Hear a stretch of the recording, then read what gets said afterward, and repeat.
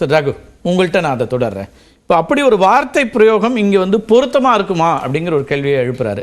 ஜனநாயகம் தான் இங்கே நடந்துட்டு இருக்குது. ஜனநாயகத்தின் அடிப்படையில் பிரதமரோ மத்திய அரசோ அல்லது ஆளுநரோ அவர்களுக்கான உரிமைகளை அவங்க இங்கே நிலைநாட்டுறாங்க. எந்த இடத்துல இதை அப்படி சொல்ல முடியும்னு ஒரு கேள்வி. இந்தியா உலகத்திலேயே மிகப்பெரிய ஜனநாயக நாடாக இருக்கலாம், ஆனால் இந்தியாவோட பிரதமர் வந்து ஒரு ஜனநாயகவாதியாங்கிற கேள்வி வந்து இந்திய அரசியலை தொடர்ந்து பார்த்துட்டு இருக்கிறவங்களுக்கு நிச்சயமாக தெரியும். ஜனநாயகத்துக்கும் அவருக்கும் பெரிய சம்பந்தம் கிடையாது. திரு ராஜீவ்காந்தி வந்து துணை சபாநாயகரை பற்றி பேசினார்.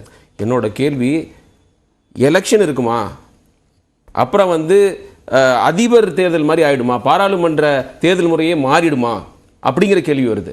இந்த ஒன் எலெக்ஷன் இருக்குல்ல சொல்றாங்க இல்லையா, 19 இதே வாதங்கள் தான் முன் வச்சிங்க. அந்த பயம் எப்போதுமே இருக்கு, இப்போன்னு இல்லை, எப்போதுமே அந்த பயம் இருக்கும்.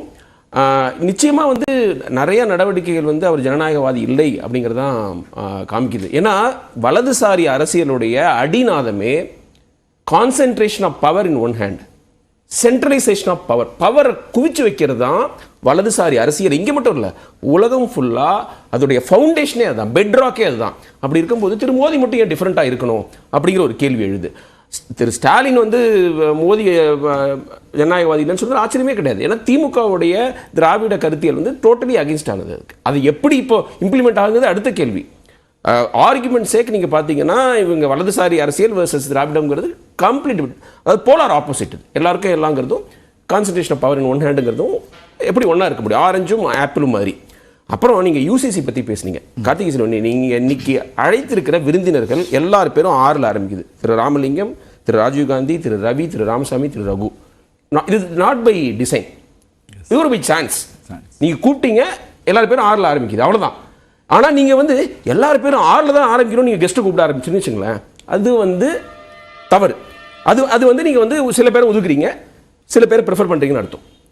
அந்த மாதிரி அரசியலை தான் வந்து யூசிசியில் பிஜேபி பண்ணுறாங்க. எப்படி சொல்ற சிங்கிள் அவுட் பண்ணணும். அவங்க என்ன நினைக்கிறாங்க, ரொம்ப சிம்பிளிஸ்டிக்காக இது நம்ம முஸ்லீம்ஸ்ன்னு கொஞ்சம் கார்னர் பண்ணுறோம். ஏன்னா ரொம்ப ஓக்கலாக அவங்களுடைய ரிலீஜியஸ் ஐடென்டிட்டியை அவங்க கார்னரில் வேர் பண்ணுறது முஸ்லீம்ஸ். அதனால இந்த யூனிஃபார்ம் சிவில் கோடுங்கிறது இட்ஸ் ஒன்லி அபவுட் முஸ்லீம்ஸ்னு தவறாக எடை போட்டிருக்காங்க. நீங்கள் ரீசெண்டாக பார்த்தீங்கன்னா கேரளாவில் உள்ள கிறிஸ்டியன்ஸ், எந்த மோடி எந்த பிஜேபி அவங்கள நம்மளோட ஓட் பேங்காக நம்ம கொண்டு வரணும்னு நினைக்கிறாங்களோ they are up in arms.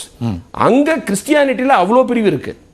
ஜாக்கோபைட்டு, Marthoma, Syrian Christians, அந்த எவ்வளோ பிரிவுகள் இருக்கோ உலகத்தில் அவ்வளோ பிரிவுகள் இருக்கு. எல்லாருக்கும் திருமண முறைகள் வேற, அதில் அவங்களுடைய பாரம்பரிய பழக்க வழக்கங்கள் வேறு. அப்புறம் நார்த் ஈஸ்ட்டு, நாகாலாண்டில் இவங்களுடைய கூட்டணி அரசு.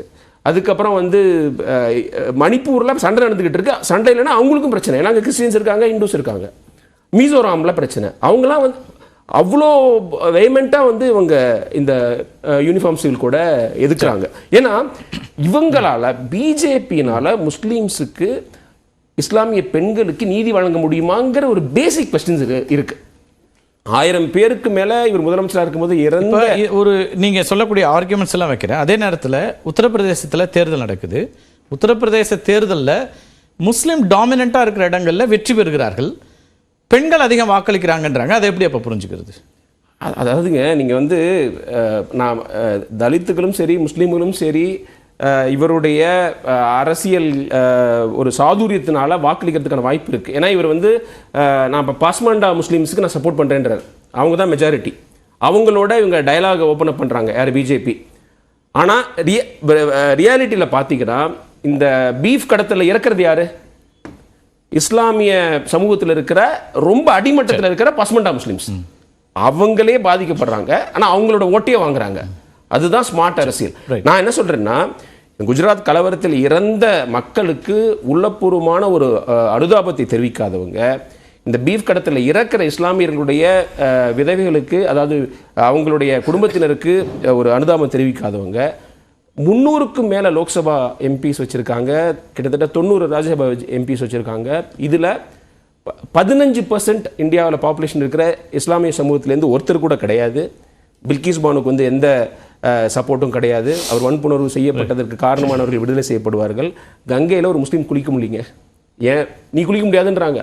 இது 6 இயற்கை வளத்தை வந்து ஒரு சமூகத்துக்கு சொந்தமாக மாற்றிக்கிட்டு இருக்காங்க. அப்புறம் நான் கேட்குறேன், இப்போ ஜெயின் சமுதாயத்தில் வந்து குழந்தைகளாக இருக்கிறவங்க துறவு மேற்கொள்வாங்க, அதெல்லாம் பற்றி ஏன் பேச மாட்டேங்கிறாங்க? இப்போ உள்துறை அமைச்சரே வந்து ஜெயின் சமுதாயத்தை சேர்ந்தவர். அந்த குழந்தைக்கு நாம் தான் துறவரம் மேற்கொள்ள வேண்டும் அப்படிங்கிற முடிவை எடுக்கிற மெச்சூரிட்டி அந்த வயசுல இருக்குமா? ஆண் பெண் குழந்தைகள் வந்து பெரிய பணக்கார வீட்டு பசங்க கூட அந்த மாதிரி துறவரம் மேற்கொள்றாங்க. அவங்களுக்குலாம் வந்து உங்களுக்கு நீதி கிடைக்க வேண்டாமா?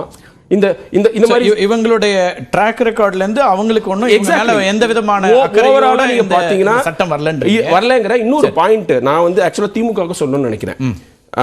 திமுக 1999ல பிஜேபியோட அலையன்ஸ் வச்சது இமாலய தவறு. ஏன்னா என்னதான் வந்து ஒரு கட்டாயம் இருந்தாலும் சில ஜெயலலிதா கைவிட்டாங்க, வாஜ்பாய் நல்லவர், ரைட் மேன் இந்த ராங் பார்ட்டி, இந்த மாதிரி காம்ப்ரமைஸ்லாம் சொன்னால் கூட மிகப்பெரிய தவறு, இமாலய தவறு. அதுக்கு வந்து இன்னி வரைக்கும் அவங்க வந்து அது வந்து அவங்களுக்கு ஒரு கழுத்த சுத்திர பாம்பு மாதிரி இருக்கு. நீங்களே இருந்தீங்களே, நீங்களே அவங்களோட கூட்டணி இருந்தீங்களே, இருந்திருக்க கூடாது. ஏன்னா அவ்வளோ டிஃப்ரெண்டான ஐடியாலஜிக்கல் டிஃபரன்சஸ் உள்ளவங்க. அப்புறம் திமுக பற்றி ஒன்று சொல்கிறேன். எளியவர்களுடைய கட்சி ஆரம்பிக்கப்பட்டது, சாதாரண மக்களுடைய கட்சி ஆரம்பிக்கப்பட்டது. திரு அண்ணா வந்து ஒரு தேர்ந்தெடுத்த ஜனநாயகவாதி. அவர் 1957 எலெக்ஷன்ல போட்டி போடணுமாங்கிறதே வந்து ஒரு பேலட் வச்சு திமுக உறுப்பினர்கள்லாம் ஓட்டு போட்டு ஜெயிச்சாங்க. திரு கருணாநிதி 69ல அண்ணா இறப்புக்கு பிறகு சீஃப் மினிஸ்டர் ஆகிறதுக்கு போட்டி இருந்தது நாவலர் நெடுஞ்செழியனோட. அந்த மாதிரி சூழ்நிலை இப்ப இருக்கா? அதனால திமுகவும் இதை கருத்தில் எடுத்துக்கணும். திரு ஸ்டாலினா இருக்கட்டும், திரு உதயநிதியா இருக்கட்டும், everything is on a platter for them. அதுவும் வந்து ஜனநாயகத்துக்கு எதிரானது. அம்பேத்கருடைய இந்த வார்னிங்கை நான் இங்க நினைவுபடுத்த விரும்புறேன்.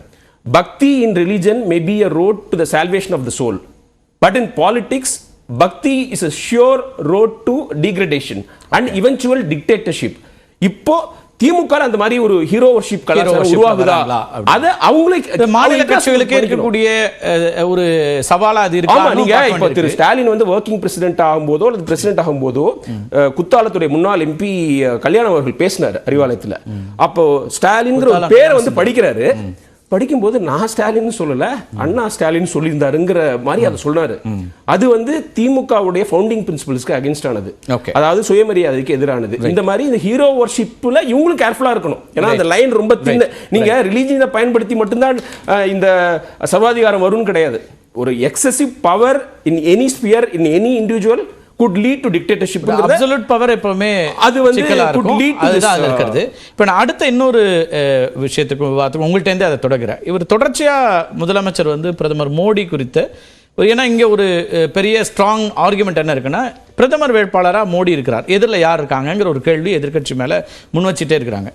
சடன்லி இப்போ எதிர்கட்சிகள்லாம் ஒன்றா சேர்ந்து அவரை நாங்கள் எதிர்க்கிறோம்லாம் சொல்லக்கூடிய இடத்துல இவர் என்ன சொல்றாரு, ஒரு நேர்காணலில் வராரு, அவரே முதல்ல ஒரு தேசிய முகமாக இருப்பாரான்னு ஒரு சந்தேகம் இருக்கு அப்படின்னு ஒரு நரேட்டிவ் கொண்டு வராரு.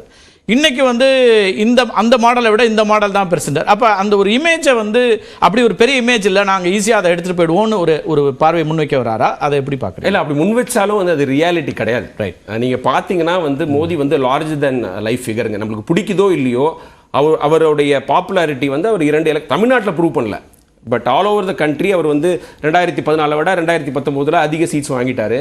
இப்பயும் பாருங்களேன், நீங்கள் வந்து எதிர்க்கட்சிகள் ஒன்றாகி அவரை நீங்கள் ஃபேஸ் பண்ணலான்னு ஒரு நிலைமை வரும்பொழுது, இப்போ இங்க மகாராஷ்டிராவில் நடந்த அரசியல் அந்தர்பல்ட்டியில எல்லாமே தலைகீழ மாறுது. இல்ல, அது யாருக்கு சாதகமாகும்னு சொல்ல முடியாது.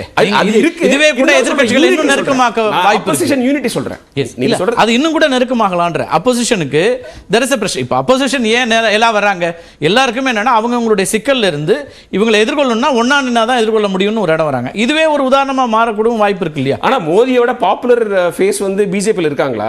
அமித்ஷா வந்து மோடியை ரீப்ளேஸ் பண்ணிட கூடுமா? இப்ப எல்லாரும் என்ன சொல்லிட்டு இருக்காங்க, மோடி வந்து எலெக்ஷன் ஜெயிப்பாரு, அதுக்கப்புறம் 75 வயதான உடனே யோகி கிட்ட கொடுப்பாரு அப்படிங்கிற மாதிரி தான் சொல்றாங்க. பட் அந்த கட்சியோட ரூல் அப்படி இருக்கு. 75 க்கு அப்புறம் ரிட்டையர்மென்ட் அப்படி மோடிக்கு வேற ரூல் இருக்கலாம், எக்ஸம்ஷன்ஸ் இருக்கலாம். ஏன்னா இங்கே அண்ணாமலை அவர்களுக்கு வந்து உடனடியாக பொறுப்பு கொடுக்கப்பட்டது. ஆமா ஆமா, எக்ஸம்ஷன்ஸ் ஆர் தேர், அந்த மாதிரி சொல்ல முடியாது. ஆனா வந்து as of now மோடியை ரீப்ளேஸ் பண்ற மாதிரி ஒரு பெரிய மேபி வந்து ஒரு நாங்களும் அதே மாதிரி ஒரு குழப்பத்தை ஏற்படுத்துறதுக்காக முயற்சி செய்வோம் அப்படிங்கிறதுக்காக சொல்லப்பட்டதா தோணுது.